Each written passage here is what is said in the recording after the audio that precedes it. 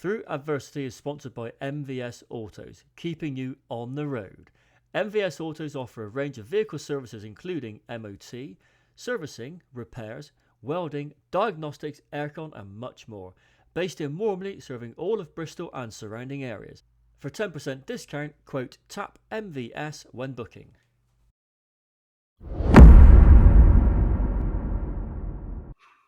Hello and welcome back to Through Adversity with myself, Rich, and today I'm joined once again by my co-presenter, Chris, and we're going to talk today about toxic positivity. But before we start, as usual, I want to say a massive thank you to our sponsor, MVS Autos, based in Wormley, Bristol. If you need any help with your car or vehicle, servicing, MOTs, aircon recharge, you name it, they got it boxed off. Okay, Chris, what are we going to do then, mate? Right then, Rich. we're going to talk about toxic positivity. So just to cover what that is. So the word toxic means that something is harmful to everything around it. Yeah. So like if you're taking a drug that's toxic, it means it's going to cause harm to your organs, basically. And so positivity being toxic means that you can be really positive in a way that harms the people or things around you. So people wouldn't usually put those two words in the same context, would they, by being positive and toxic? Yeah. So thinking about examples and we draw upon our own lived experience for these kind of scenarios just to make people understand that this is what can happen, this is what will happen, and ultimately this is how you may or may not deal with it. Have you got an example of toxic positivity that you could share with us and get this ball rolling? It's quite a big thing, and I think it's quite big societally, and I think it's something that probably quite a number of our listeners have an issue with it being in society, which is that, so if you have people that are overweight or morbidly obese, it's a technical term for it. Yeah. And then there's a lot of fat positivity out there. Now, there is a difference between helping people feel okay with themselves so that their self-esteem isn't negative. But what we've reached a point in society is that particularly in American society, they're saying that being fat is a good thing. And then fat is a descriptive word. I don't mean this negatively. I don't mean this maliciously. Being fat is just, that's what the person is. Like I'm bold, it's not offensive. You're bold. Yeah. It's if you add the word twat into it, it becomes a problem. Exactly. Yeah. Yeah. And then in the same way, saying that fat is healthy is also a problem, because what we're seeing is that if you look at any morbidly obese influencer that has existed, most of them are now dead. If you look at pro wrestlers, because that's big in the news at the moment with Hulk Hogan dying, he's one of the very few that has reached the age that he did. I can't remember how many years. It's hundreds of pro wrestlers have died before the age of 50. Is that because of steroid abuse as well? Because of use of steroids and everything? Yeah, they use steroids. They get heart problems. Their bodies are too big. Yeah. So looking at that in that sense, then, so do you think that toxic positivity is something that could be applied in an abusive relationship in some way by making someone, by being overly sort of positive about something which is actually taking someone down a dark path? Yeah, because you're like, I think we've spoken in the past about feeders, and somebody who's like, oh no, you're beautiful, I love you the way you are, I love big beautiful women, so here, have another pie, and it's kind of like, I find that funny. I started because like I hesitated. Another pie. Have another fruit Bentos. Get that down in there, girl. I was thinking, who ate all the pies? I was thinking there's a joke in there somewhere. And that's my childish side has just emerged immediately now. So I guess they're kind of making it look as if it's okay to be the way they are for their own need, not for the person that they're actually being positive to. They're satisfying their own needs by being that way.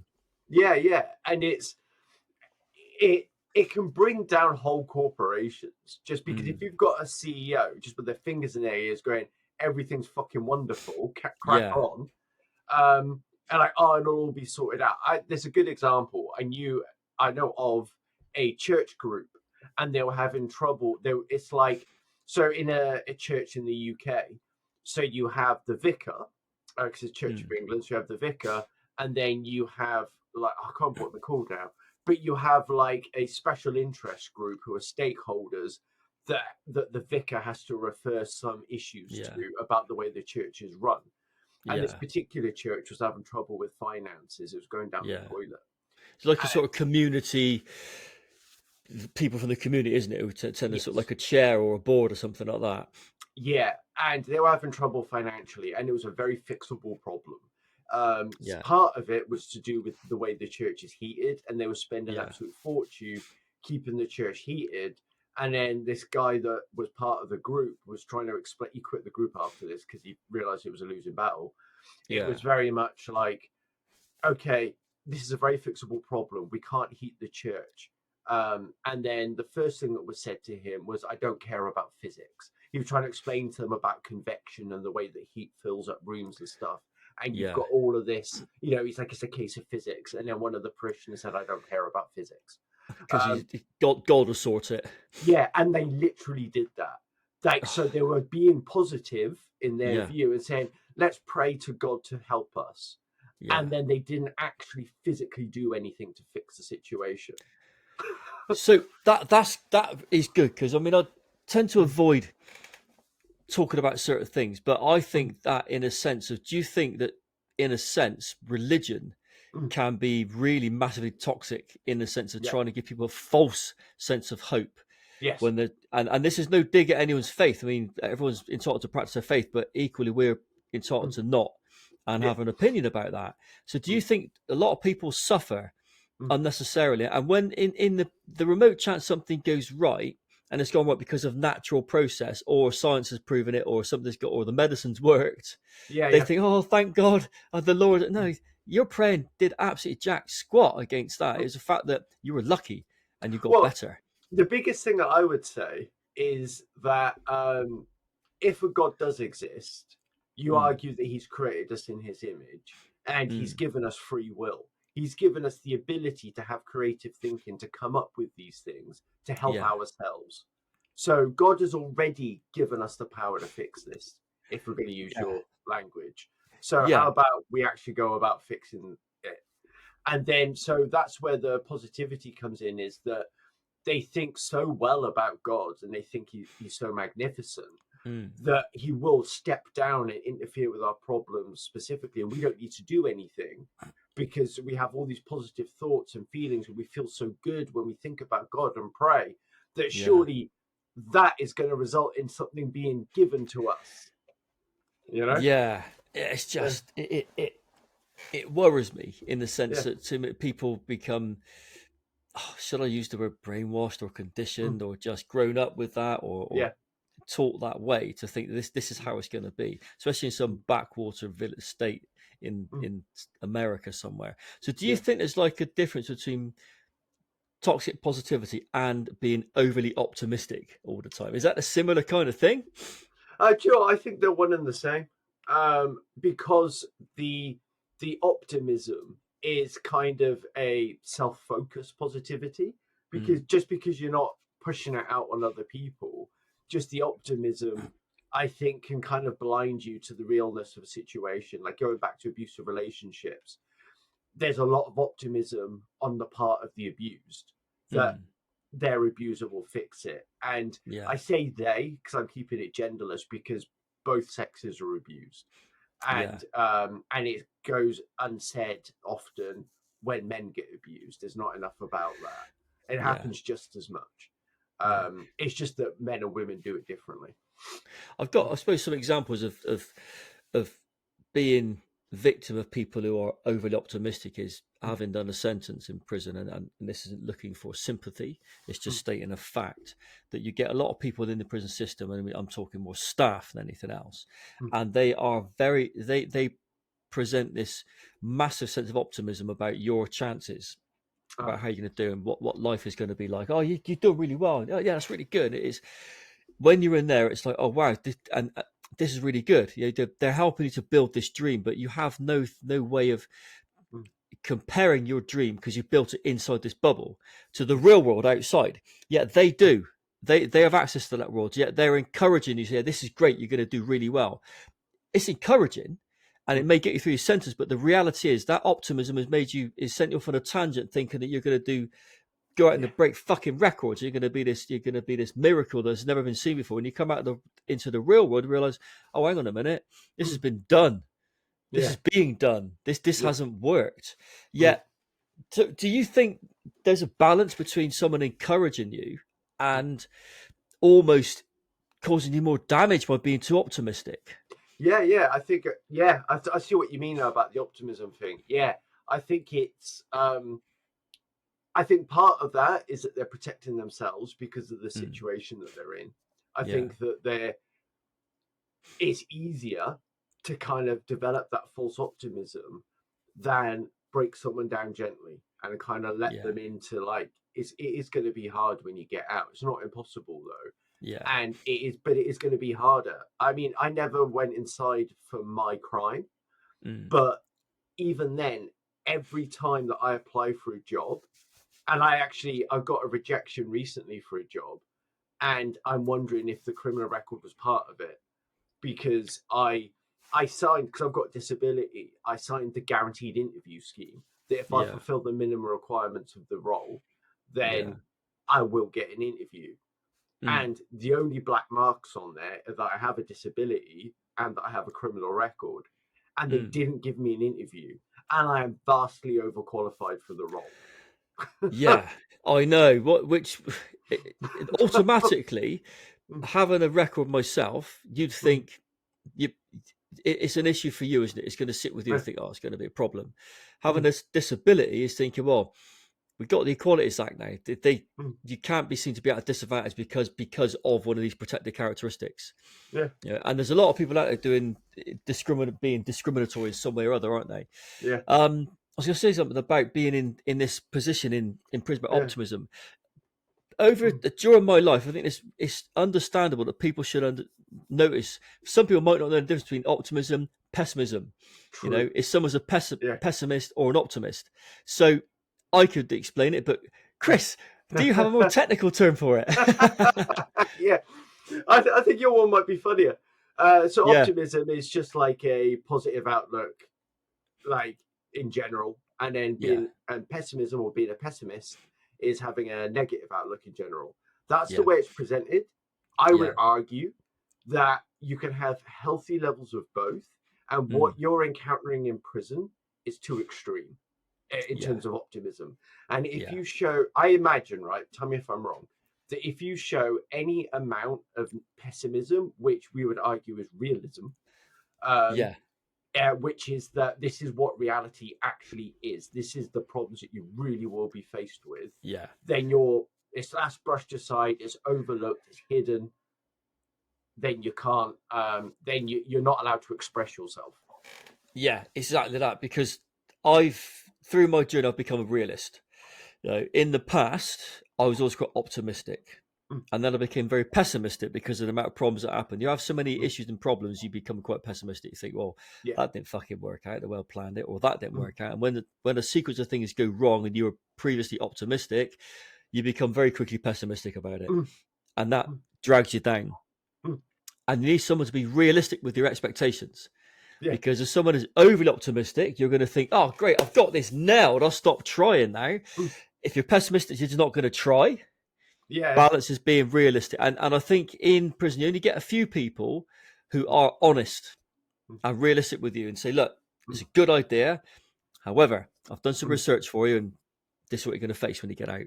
And then mm. and then you can modify your plan. Yeah. You can take the necessary steps to think, right, okay, thanks for Mm, that. yeah. It wasn't set in stone. I can adjust this and make the necessary changes to see if I can make it work. You also want to Mm, be honest with you. I mm, think people who are, as I say, toxic in a sense of trying to tell you that you're going to be fine, it's going to work out, they're mm. doing you more damage than good. Yeah, yeah, definitely, definitely. And it is how you deliver the information. I think you're right there. That when people deliver you like this, that those people aren't being pessimistic in the way that their colleagues would say.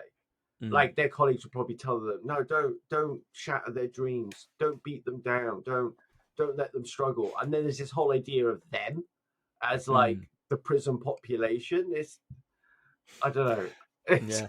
I think going back even further from my own experience, it is something that's yeah. just come to mind. It's being in the forces and having a troop leader, a new troop leader, Suppleton, second Louis, just joined, been in, just come out of Sandhurst, and he joined in a troop of lads. Your sergeant's been in 12 years already. You know, you've got your full screws have been in 6 years up, whereas your Lance Jacks 3 or 4 and your troopers. Everyone's been in the army longer than the officer. And he comes in with this huge amount of positivity. All right, this is what we're going to do, man. Yeah, And he'll yeah, go out for a fucking run because he's fit as fuck. He's just come out of training. He's fitter than the rest of us. yeah. Come on, chaps, let's go. And off you go. For fuck's sakes, boss, slow down. No, man, we're going to be fine. And these people, you put them in a real-time environment where you're into something kinetic or dangerous or in a active zone, Yeah. these people can actually lead you to your death because they're not thinking, they're being so fucking positive and optimistic about their abilities. I remember these men are young. They're in their sort of mid-20s and they're in charge of, and they're given the responsibility to be in charge of a troop or a squadron of men. And they've got zero life skills, and they're just some. I don't mean it to be horrible. Some fucking toff. This has come out of fucking Sanders, and they're in charge of you. And that, in that sense, it's toxic in its own way, isn't it? Because you're leading your men into battle, and they're tired, they're worn out, they're pissed off because you got some fucking jolly up front who's laughing and joking. He's in the mess eating fucking caviar all night. We're sat there eating babies' heads out of tins. It's just fucking not on. Yeah. Not real babies' heads, by the way. We were talking about it yesterday. It's Yeah. just letting people know what a baby's head is. Apart from an infant, beautiful little child, in the old days, back in the 80s and 90s, we'd have a composite ration come in tins, and you have a steak and kidney pie in a tin, but that would be in a suet pastry, and you cook it, and when you tip it out, it's a very pale, round ball full of meat. That's why it's called baby's heads. And then you break it open, And it all spills out. Oh my God, eat it up. Just imagine. Jesus. yeah. But yeah, you come across a lot. So what other sort of how could you identify someone who's sort of positivity or their approach is actually becoming damaging? What do you think you could look out for in that? I think you just kind of test the water with it and just kind of think. So the first of all is you've got to identify the person doing it. So Yeah. it's just, if you just try to talk about something that's really genuinely devastating that you're feeling, and just kind of think, okay, what are their responses like? Are they always positive no matter what I said? Are they always glass half full, whatever the situation is? And like, if there are guys listening who are like in like the army or the in some aspect of the prison service or whatever, you're gonna have plenty of stories to roll out. Like, it doesn't have to be one that's really important to you. Like, you're gonna have a bunch of stories that you just trot out down the pub or something. Just tell them one of them and then just see what their response is. And like, laughing it off is one thing, that's fine. I mean, we all laugh at like really bad, weird stuff. It's just like, if the outlook is positive, if it's not like you're laughing because of how crazy and absurd it is, but he's just trying to make it a positive thing and trying to spin the experience all the time, like, not into something that's productive, like, well, look, you can learn a lesson from this. It's just like, oh, it's not too bad, you know what I mean? So yeah, if that's always what it is, right, then you need to distance yourself from that person psychologically. Just kind of start putting the walls up mentally between them. Just be a bit more careful about what you say to them, and be more careful about what advice you take from them. Like, just like, you don't really want to be listening to their, like, you want to get alternative opinions. It doesn't mean that everything they say got no value. It just means that you need to speak to somebody else as well before you start listening to this person. And do you think as well, sometimes their intent isn't malicious. It's just that they just think they're helping you. And an example would be is if let's say, for example, you've gone through a serious bereavement. I mean, a loss of a family member, for example. You don't want someone telling you, oh, it's going to be all right, mate. Don't worry, you're going to be fine. No, mate. Right now, I'm not fine. I need to feel this because I'm in a bad fucking way. Yeah. Fuck off with your happiness right now. Come back to it later on down the road.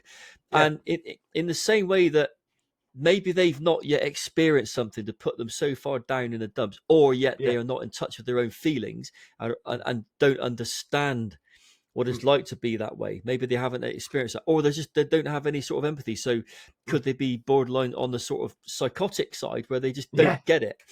Which is why I think you've got to put those walls up, sort of thing, Mm, because it's like it's not the. I don't think you should cut them out of your life until no. you find out they are psychotic and weird, Yeah. and then then cut them out. But like you kind of like the reason why I say you need to be careful with the stories that you tell them. Don't tell them anything too big. Is because of this. That if they've got no life experience, they don't know what that story means to you and how important it is you've told them that. And Yeah. so, can you trust them with your confidence? Can you Yeah. take them into your confidence and trust them with it? Yeah, because you're kind of opening up, aren't you? And Yeah. if you think it's the right person to share that experience with, Mm. it's going to hurt whilst you're sharing that experience because you're opening up an old wound, and Mm. therefore you open that wound with potentially the wrong person who won't know what to do with that, and you might end up not causing them harm, but they're Mm. not going to know what to do with that. So how can they help you? They don't have the tools, do they? It's Yeah. like what I've found is people that are too positive. I mean, really too positive. They just don't get it. They Yeah. just don't understand what it's like to suffer. Mm. And I don't know whether that's because they're masking something, whether because they've suffered themselves in the past and they put on a happy face and just battling through. Really, they're probably inside, they're really fucking hurting inside themselves and Mm. just don't quite know how to express that because they put this armor on, which that armor is someone that's happy and positive. And I find out people that are the laughy, jokey, smiley types, they're usually hiding something, Mm. not intentionally, but they're hiding it because they've had to hide it for some reason. Yeah. And Yeah. it's difficult to see. It's funny you mention that because I had a story come to mind. There was a guy I knew who was in the army, and um, they'd had like they were having their performance reviews, and then this one guy came back, and like he's basically young, had no life experience, and didn't really have a Scooby or what was going on at the best of times. And he comes out of his review fucking happy as Larry, and Yeah. he's bouncing. And they're like, "Oh, what did they say?" Because they were quite confused that he was happy afterwards because they knew what he was like. And he says, "Oh no, they said I work really well under supervision." So he took it as a massive compliment. Yeah. not much good on his own though. Yeah, Poor lad. Poor yeah. lad. And speaking psychologically, there was actually a researcher that wrote a paper that was basically trolling other psychologists, was about happiness as a psychological disorder. Because one of the things he disagrees with is the way that we pathologize mental illness. And so we've given it all of these labels, and then those labels end up defining like the worth of a person. And so like he said that happiness is basically a psychological disorder. Well, actually, do you know what? It's interesting to say because people say that someone's got anger issues. They don't say you've got happiness issues. Yeah. Yeah, if someone is too happy all the time, Yeah. as you've said, that can actually start to become a problem, can't it? Because for fuck's sake, why are you smiling? You're always fucking smiling. You're doing me in. Stop it. Be angry. Be pissed off. Be sad. Be anything except for fucking happy. It's just like, it's not because happiness doesn't cause damage, does it, as such? But is it, or is it? Or does it cause damage? Can it? Yeah, it does. Yeah. I think that I think it because if you're eternally happy, you're not aware of threats. So Yeah. if you look at a feral cat, right? Yeah. I mean, he might be happy sometimes, but when he's like walking through like people's gardens and shit, he's skulking through the trees and whatnot, and Yeah. and then he's hyper vigilant. And he's obviously not feeling happy at that moment. But then when he No. sees a human he knows, he's rolling on his back, belly fur in the air, and paws up, right, having his tummy tickled. But yeah, I fucking love cats, by the way. It's a bit of a I reckon you do. Yeah. I've got 5. So A lot of cats. That's a lot. It's a lot of cats in one house. Yeah. They're all girls as well. So Oh they've my got six God. women in the house. Have they all been done so they didn't get baby Yeah, cats? yeah, That's called yeah, kittens, yeah, isn't it? yeah, yeah. But yeah, so I think that, but if a cat was happy all the time, and this Mm, does happen to happy cats are happy all the time, they get fucking yeah, run over. They get yeah, attacked by a shitty kid and have its tail cut off. This yeah, stuff happens, and or a dog attacks it. yeah. I guess being in environments where you can't escape, prison being one of them, and the army being another one, Mm, where sometimes you've got to bunk up with certain people. And I'm trying to mm, think, who would I rather have to share mm. enclosed space with, like a turret of a tank or Yeah. a prison cell? Someone that is happy all the time, Mm, someone that's angry all the time, or someone that's sad all the time. mm. And it's all of them are almost impossible because Yeah. they will all eventually do your head in, Mm, in the nicest possible way. Because I find that people that are way too positive, everything's funny, laughing and joking, it mm, gets fucking boring after a while because oh mm. god, mate, just give it a rest, will you? That's not even funny. Yeah, You're yeah. laughing at something that's just remotely funny. You're too happy, and it does start to cause you damage, Mm, and that's that toxic positivity, isn't it? You're mm. exposed to it for too long, and it Yeah, yeah. becomes a problem. I've been Mm, in not a turret as such, but I've certainly been in a cell of people that are way mm, too jolly. And you always got the one if you're in a group of people. mm, Sometimes, like again, it could be a related to prison, a holding cell, or somewhere you got to be stuck there for a couple of hours. And you go, always that one person mm. laughing and joking, and everyone's saying, "Oh, for fuck's sakes, Yeah, and we've got you're to sit here with stressed this out. fucking idiot." Yeah, Yeah. I'm not in the mood for listening to this right now. Mm, I'm gonna get a piss test. We're sat mm, in a compulsory drug testing room. There's five of us in here, and you're fucking laughing and joking. It's 8 o'clock in the morning. yeah, I'm busting for a wee, and you're yeah, laughing. It's not the yeah. time or place. They just got no No what's it wherewithal. called? Yeah, Mm, there's no filter, have they? They just yeah, understand that there's a time and a place for everything. mm, But yeah, so I think it could be as damaging as someone that's angry. At least if someone's mm, angry, you feel like he's pissed off, you avoid him mm, anyway. yeah, But if someone's happy, you think, oh, he's nice. I'll chat with him. mm. And after about 5 minutes, what am I doing? Well, why Uh, did I bother? yeah, I've lived in a lot of shared accommodation over the years, and it's the same there. That I kind of think like when I've had to deal with happy people or sad, because like I tend to kind of feel like it's the energy in the room kind of really affects me. So if I'm Mm, around a happy person all the time, I get quite hyperactive, and then it wears me out, and then I end up avoiding that person and just going to my room. If yeah, somebody's sad all the time, like I end up wanting to like help them out and stuff, and then you yeah, realize no, they're fucking sad all the time, no matter what. So I'm back in my room again, avoiding them. And then yeah, an angry person, I had to live with an angry person. And mm, he was just, everything would just rile him up and make him just start shouting at nothing. Like yeah, literally nothing. I heard him in the kitchen once, just shouting about the other guys in the house because my room was yeah, above the kitchen. yeah, And one day we almost got into a literal fight because yeah, he was just being miserable, like just being yeah. angry. I told him to stop being a cunt, and then he Good. called me a cunt. Yeah, And then the only reason why it didn't turn into a fight was because I backed down really quick because the guy was yeah, basically farm strong and built like a yeah. brick shit Oh, house. yeah, yeah. All So right, yeah. I'm not having this. I thought this is something I'm not going to walk away from. I guess look, going off on a slight tangent as well. I think it's just come to me the original idea when we thought about this topic was, Yeah. in a sense, if you're in a relationship with someone Mm, and there's an issue and you're telling that person what they want to hear yeah. might not be what they should be hearing, Mm, and that's where that I think that's where we come up with the idea of saying, look, mm, let's use the fat word as an example, yeah. just to one. Now, it's one of the hardest things to tell someone, Mm, usually women, I'm not going to say always, but usually women, that they mm, may or may not have put on some weight.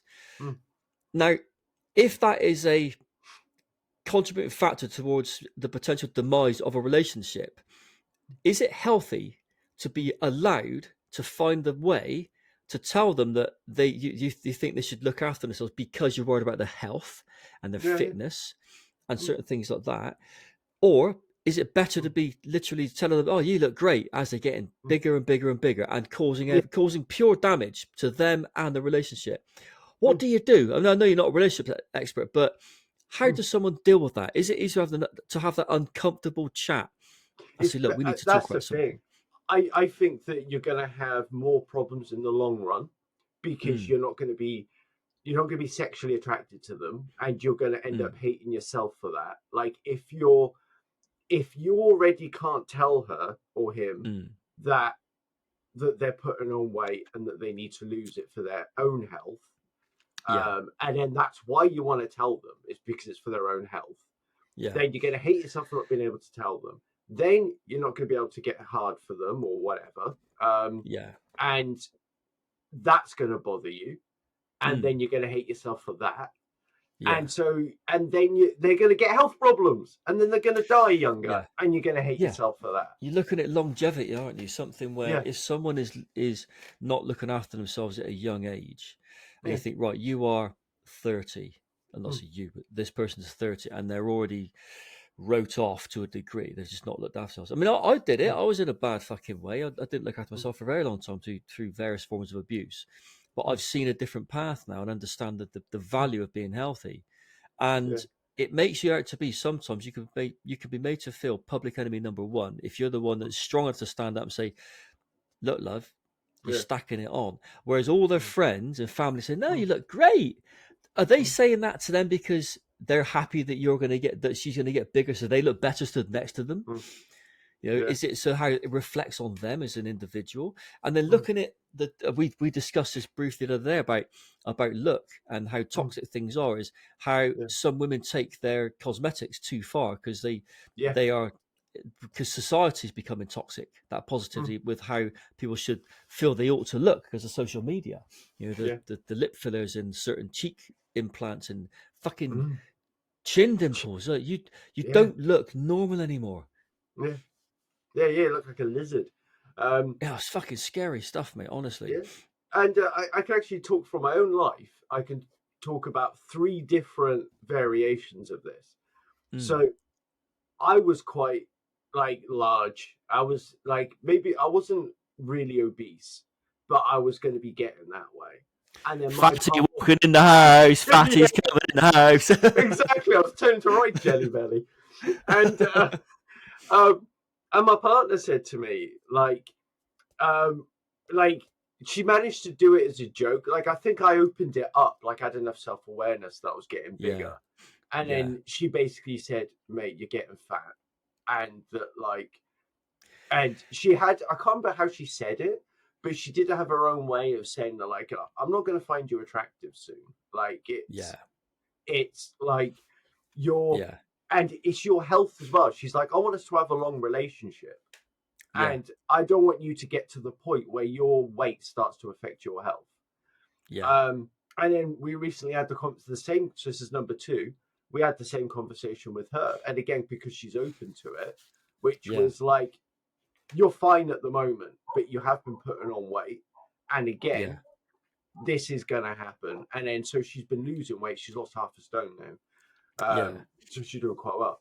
But I also have a really close friend who yeah, she's gone up and down in weight. And then we have very frank conversations about that. But again, this is somebody who was like probably like 250, 300 pounds.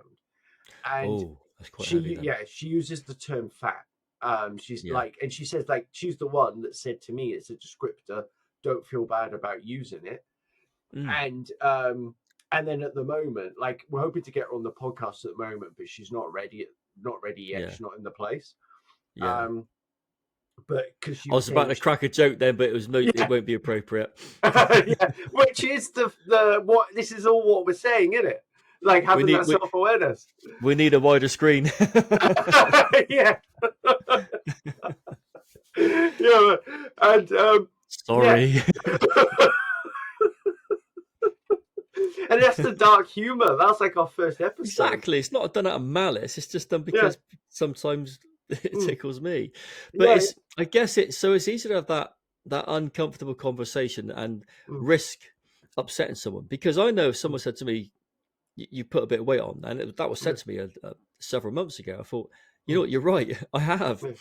you know, And we can't. and I, Sorry, we can't stop doing the like the really important things just because one or two people in like Mm. out of 1,000 Yeah. used it for abuse and maliciously, because we wouldn't do Mm. anything then. No. There's the number of things that we do that abusive people do Yeah. that you can't stop yourself doing them, you know?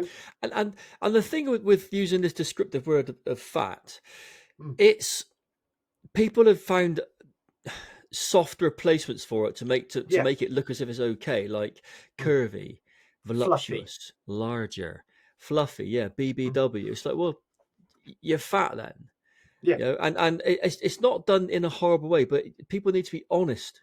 And Yeah. I've been saying, with me being on the dating scene at the minute, I'm Mm. scrolling through apps and Mm. swiping mostly left to right, and I'm thinking, you know, I'm looking through it. Now, I am a physical person, so I am looking for certain things. And I'm thinking, I don't want to be in a situation, but some people there are actually, honestly, look, I'm a big Mm. girl.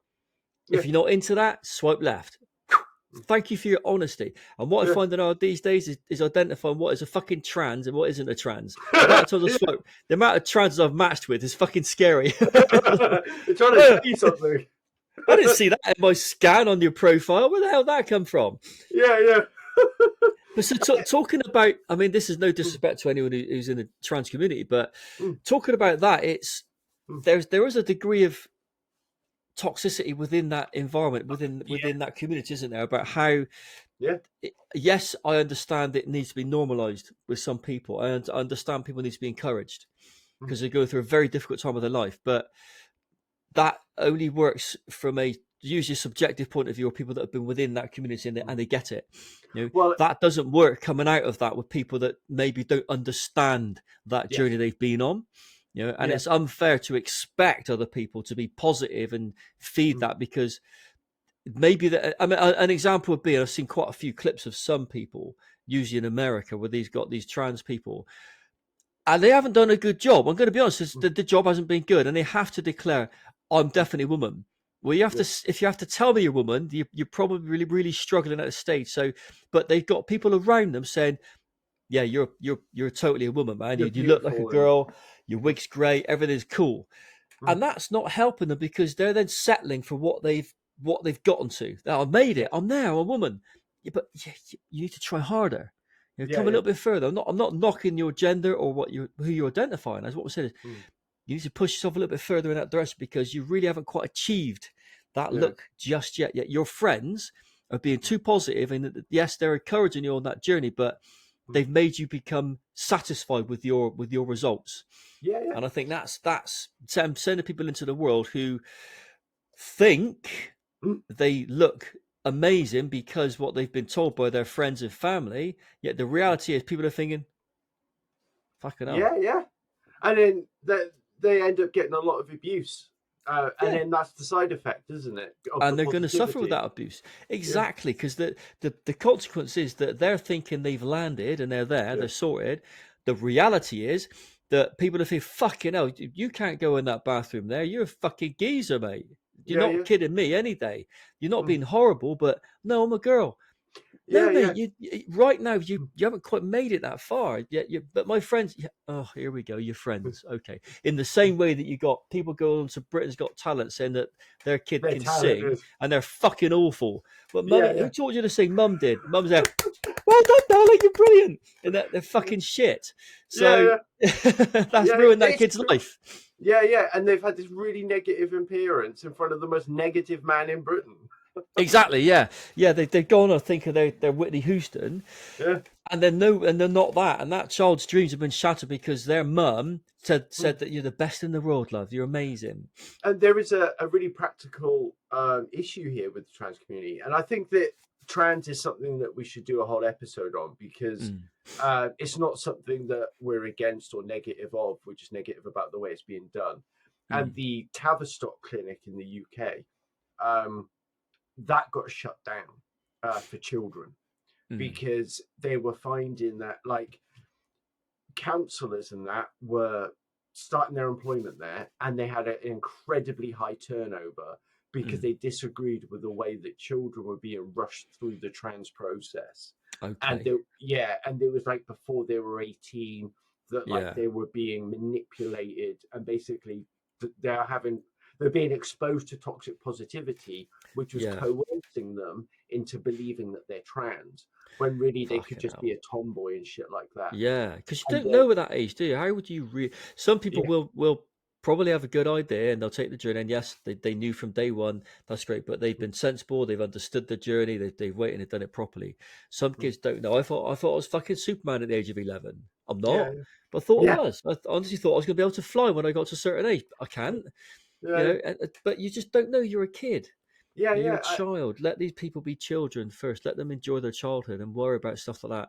Like it's like when you're 9 or 10, you're not worried so much. Well, let's say nine, less than 10. You're not worried about girlfriends. You're not worried about boyfriends. You're not worried about anything else. You just want to be a kid and live in a world of fantasy. Why Exactly. expose children of that age or below that age to something which isn't even relevant? Yeah, the only sex education kids need is to know that what is being done to them is wrong. Yeah. That's the Yeah, extent of exactly. it. Yeah. Like an awareness of, right, if someone Mm, does this, that's mm. wrong. Tell someone that you trust, like an adult or your parents, or not Uncle fucking Dave, Yeah, yeah, who's exactly. been sat on Uncle Dave. Uncle Dave touched my pee pee. Yeah. And Yeah, Dave does that. the amount of horror stories that I was reading about with those service users at that place I Yeah. worked, mate, Yeah. it was fucking horrific. And then if Yeah. those kids had just had the right sex education, Yeah.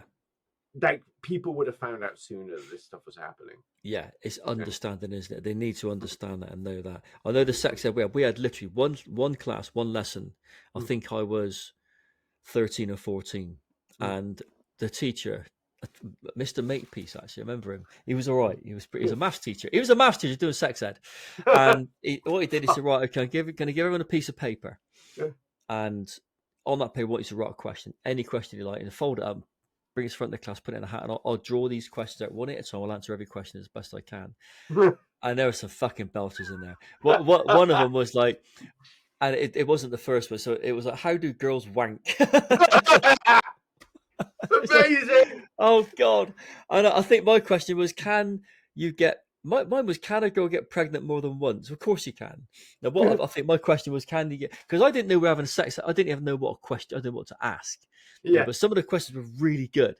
yeah, yeah. But the one I remember most was, how do girls wank? He's like, oh my God, that's brilliant. In fact, I even know probably right, because he's like, ask that question.